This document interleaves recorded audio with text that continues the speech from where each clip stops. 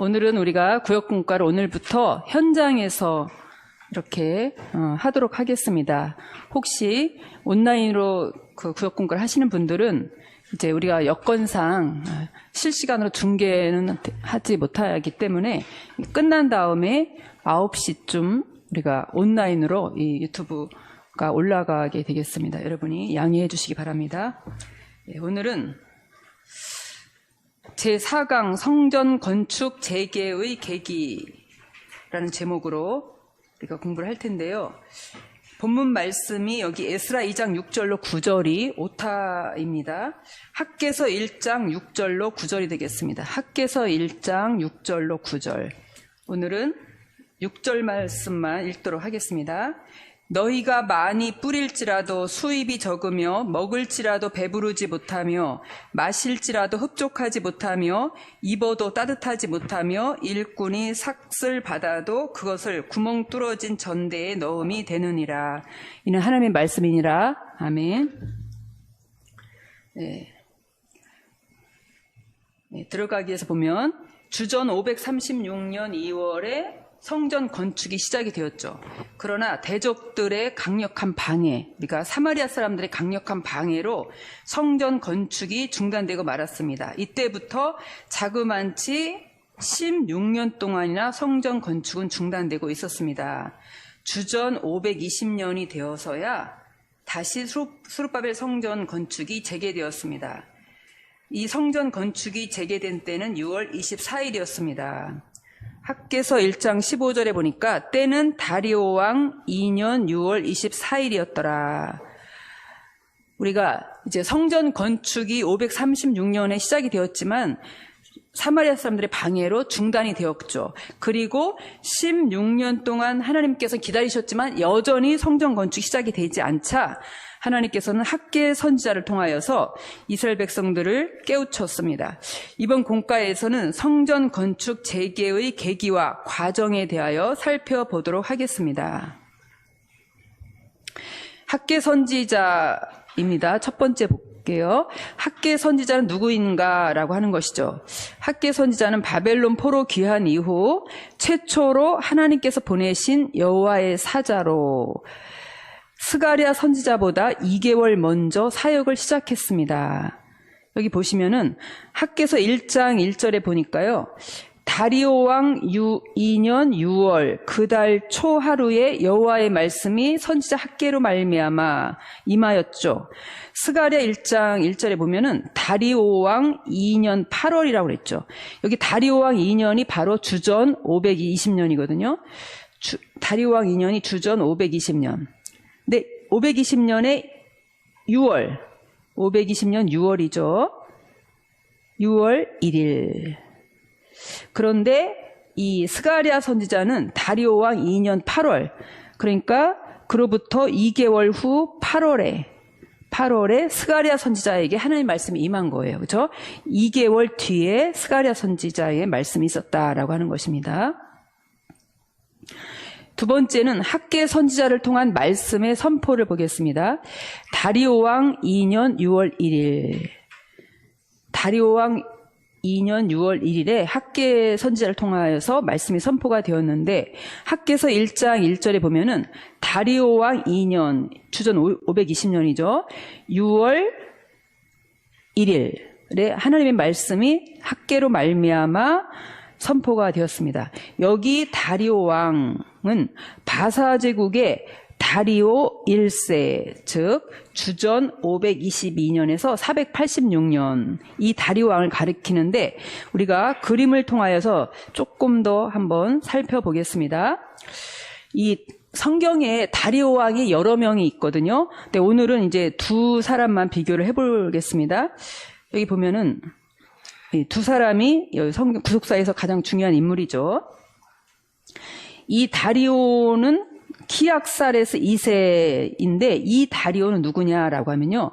우리가 이 바벨론이 멸망할 때 마지막 왕이 벨사살 왕이었거든요.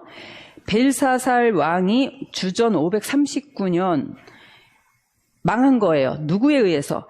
다리오와 그다음에 고레스 2세의 연합군에 의해서 이 바벨론이 망했거든요. 망하고 다리오와 고레스는 삼촌과 조카 사이잖아요. 이 두 사람이 바벨론을 멸망시키고 메데 바사 제국을 세웠죠. 메데 바사 제국 세우고 그 다음에 왕을 이제 이 고레스 2세가 다리오에게 양보했습니다. 그래서 539년부터 538년에 이 다리오가 왕이 되었죠. 그런데 539년이 망하고 왕이 돼서 538년까지 다리오가 왕이 되었지만 538년 되었을 때 그 왕위를 고레스 2세에게 양위를 한 거죠. 고레스 2세에게 넘겨주었습니다. 그래서 고레스 2세가 538년에 왕이 되어서 538년에 일어났던 중요한 일이 있잖아요. 그렇죠? 바벨론 포로 귀환령. 유다 모든 사람들은 예루살렘을 올라가서 성전을 건축해라 라고 하는 포로 귀환령을 고레스 2세가 내렸던 것이죠. 그러니까 그 이사야 선지자가 예언했던 그 하나님의 종이 바로 이 고레스 2세였던 것입니다. 그 후에 이 다리오 1세가 있습니다. 다리오 1세. 다리오 1세. 이 다리오 1세는 오늘 우리가 본문에 나오는 성전 건축 재개의 시점에 그 왕으로 있었던 사람이 바로 다리오 1세인 거죠. 그래서 이 다리오 키악사레스 2세와 다리오 1세는 다른 사람이죠.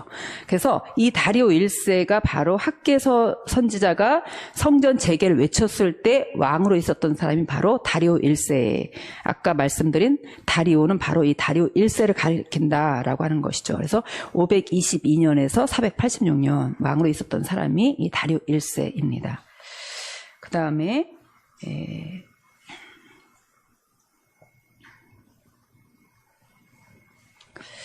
그 다음에 당시 백성은 여호와의 전을 건축할 시기가 이르지 아니하였다라고 말하며 성전 건축을 중단한 채로 내버려 두고 있었고, 이에 학개 선지자는 너희는 자기의 소유를 살펴볼지니라 라고 하며 하나님의 말씀을 전하였습니다. 성전 건축을 해야 된다라고 외친 거죠. 그래서 여기 소위 너희는 자기의 소유를 살펴볼지니라 라고 할 때 이 소유는 이제 히브리어로 데레크라는 것인데요. 이 길이라는 것으로 우리가 많이 알고 있죠. 데레크, 길. 그 외에도 태도, 방식. 그러니까 뭐냐면 삶의 자취와 생활 방식. 하나님께서는 이제 학개 선지자를 통해서 이스라엘 백성들이 너희가 지금까지 살아온 삶의 발자취를 한번 정직하게 뒤돌아보고 반성해봐라. 삶에 너희들이 어떻게 살아왔나 한번 뒤돌아봐라. 그리고 회개하라 라고 하는 말씀이었던 것이죠. 우리도 시시때때로 우리의 삶의 형적을 하나님 말씀을 비춰서 내가 말씀대로 살고 있나 한번 뒤돌아볼 필요가 있죠. 그 다음에 두 번째, 학개 선지자가 선포한 백성의 세 가지 상태, 너희의 소위가 무엇이냐라고 할 때 세 가지 형태로 말씀을 하셨습니다. 첫 번째는 결과가 없는 헛된 삶. 학개서 1장 6절에 보니까 너희가 많이 뿌릴지라도 수입이 적고, 또 먹을지라도 배부르지 못하고, 마실지라도 흡족하지 못하다, 또 입어도 따뜻하지 못하고, 만족이 없는 그런, 아무리 그들이 배부르게 먹고 마신다 해도 만족이 없는 그런 불행한 삶을 지금 살고 있는 것이죠. 또 일꾼이 삭슬 받아도 구멍 뚫어진 전대에 넣음이 된 것 같다. 그러니까 아무리 돈을 벌어도 다 빠져나가는 돈이 되는 거예요. 성전 건축을 외면한 백성의 삶은 아무리 노력해도 열매가 없는 헛된 삶이다라고 하는 것이죠. 그 다음에 두 번째는 불어버림을 당하는 삶.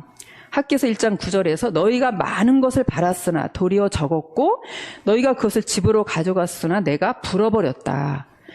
아무리 많은 것을 가져갔어도 하나님께서 불어버리시면 다 없어지고 맙니다. 내가 아무리 벌어도 도둑질을 당하든가 또 사기를 당하든가 뭐 병으로 돈을 다 버리든가 라고 하면 다 불어버린 삶이 되는 것이죠. 그 다음에 세 번째로는 재앙 가운데 거하는 삶이라고 했습니다. 학개서 1장 10절로 11절에 보니까 너희로 인하여 하늘은 이슬을 그쳤고 땅은 산물을 그쳤으며 한재를 불러 내가 땅에 산에 곡물에 포도주의 기름에 땅의 모든 소산에 또 사람에게 육축에게 손으로 수고한 모든 것에 임하게 하였다. 한재라고 하는 것은 가뭄, 뜨거운 열기 이런 것을 말하는 것이죠. 이게 적당하게 비와 또 햇빛이 있어야 되는데 너무 뜨겁고 너무 가뭄이 들어서 아무것도 안 되는 거죠. 모든 일에 이런 한재가 임하였기 때문에 사람이 아무리 수고하고 애쓴다 할지라도 하나님께서 재앙을 부르시면 아무 소용이 없다라고 하는 말씀입니다. 이 세 가지 상태의 원인이 무엇인가? 왜 백성들에게 이러한 삶이 왔는가라고 하는 것이죠. 이스라엘 백성이 자신들은 좋은 집에 거하면서 성전 건축을 외면하고 있었기 때문이죠. 외면. 학개서 1장 4절에 보니까 이전이 황무하였거늘 너희가 이때 판벽한 집에 거하는 것이 가하냐. 황무하였다라는 것은 주전 586년 성전이 완전히 불타버렸잖아요. 그 상태로 와가지고 이제 그들이 성전을 건축하려고 기초를 536년에 놓았지만은 그 상태로 중단이 되었고 성전이 여전히 불타버리고 황폐한 상태로 남아있는데 이제 그들은 이제 판벽한 집에 거했다. 판벽한 집은 아로새긴 판자로 벽을 두르고 지붕을 덮은 화려한 집. 현대인의 성경에서는 호화주택으로 번역하였다.